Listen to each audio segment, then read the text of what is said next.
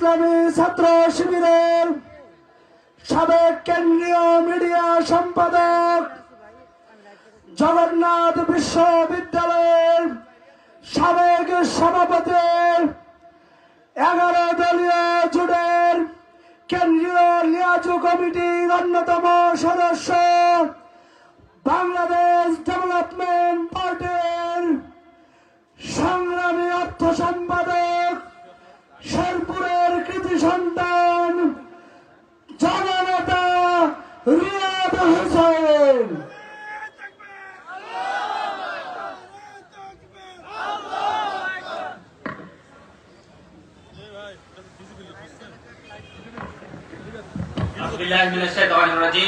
বিসমিল্লাহির রহমানির রহিম। 11 দলীয় জোট কর্তৃক আয়োজিত আজকের এই ঐতিহাসিক সমাবেশের সংগ্রামী সভাপতি, প্রধান অতিথি হিসেবে বক্তব্য রাখবেন বাংলাদেশের ইসলামী আন্দোলনের অন্যতম বিশনবাদিত নেতা, বাংলাদেশ জামাত ইসলামীর সংগ্রামী আমির, নতুন বাংলাদেশ গড়ার অন্যতম উপকার জননেতা ডাক্তার শফিকুর রহমান। মঞ্চে উপবিষ্ট আছেন ডাকসুর নির্বাচিত জিএস, ইসলামী ছাত্র শিবির ঢাকা বিশ্ববিদ্যালয়ের সাবেক সভাপতি, ছাত্রনেতা এস.এম. ফরহাদ। আমার সম্মুখে উপবিষ্ট আছেন সম্মানিত শেরপুরবাসী। আসসালামু আলাইকুম ওয়া রাহমাতুল্লাহি ওয়া বারাকাতুহু।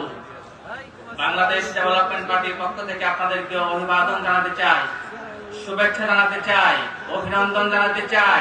এই কারণে যে আজকে সারা দেশে 11 দলীয় জোটে যে গণজোয়ার তৈরি হয়েছে, যে গণজাগরণ তৈরি হয়েছে, শুরু করেছে। আলহামদুলিল্লাহ। সম্মানিত ভাই এবং বন্ধুগণ, ঝিনাইগাতীর রাজপথে শ্রীপুরটি উপজেলা জামাতের সেক্রেটারি রেজাউল করিমকে নির্মমভাবে শহীদ করা হয়েছে। রেজাউল করিমের ফুটায় ফুটায় রক্তের বদলা নেওয়া হবে। এই রক্তের বদলা 12 তারিখে ব্যালটের মাধ্যমে শেরপুরবাসী 3টি আসনে দাঁড়িপাল্লা প্রতীকে বিজয়ী করার মাধ্যমে নেবে ইনশাআল্লাহ।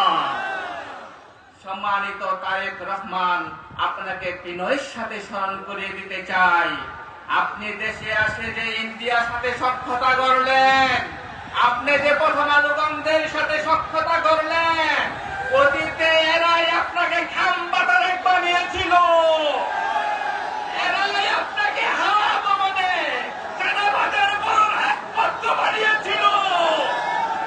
সময় থাকতে সাবধান হন, ইন্ডিয়ায় আগামী দিনে আপনাকে শুধু খাম্বাটার এক বানিয়ে কামতে হবে না, আপনাকে আপনার বাবার কাছে পৌঁছে দিবে। সংগ্রামী শেরপুরের ভাই এবং বন্ধুগণ, এই শেরপুরে কোন বিশ্ববিদ্যালয় নেই। আমার পার্শ্ববর্তী জেলা জামালপুর, এই শেরপুর ময়মনসিংহের বৃহত্তর জেলাগুলো নেত্রকোনা, কিশোরগঞ্জ, সব জায়গায় যদি বিশ্ববিদ্যালয়, মেডিকেল কলেজ, রেলপথ থাকতে পারে, তাহলে আমার শেরপুরে কেন নেই?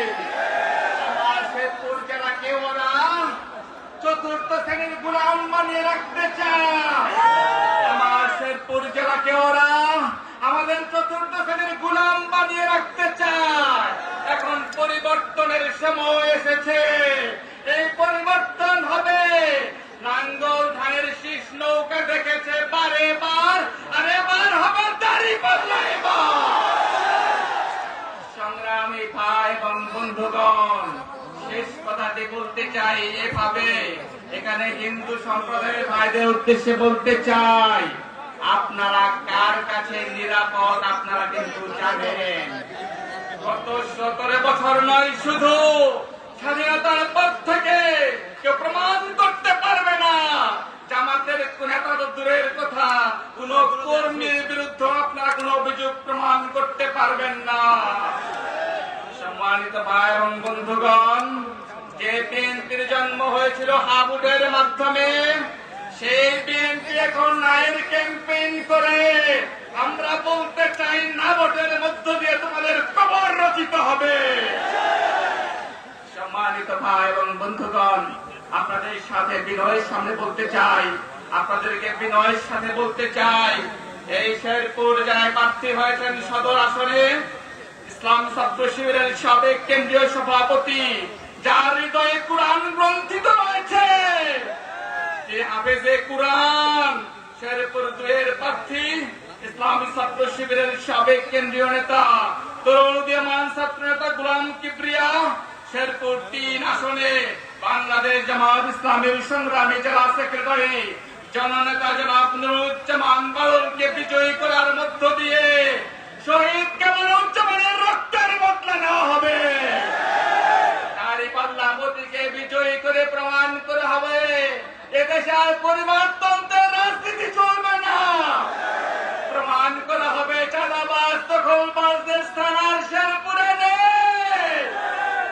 সংগ্রামী ভাই এবং বন্ধুগণ, শেষ কথা বলতে চাই, আমার মা বোনদের উপর গায়ে হাত তোলার ঘটনা অনেকগুলোই ঘটেছে।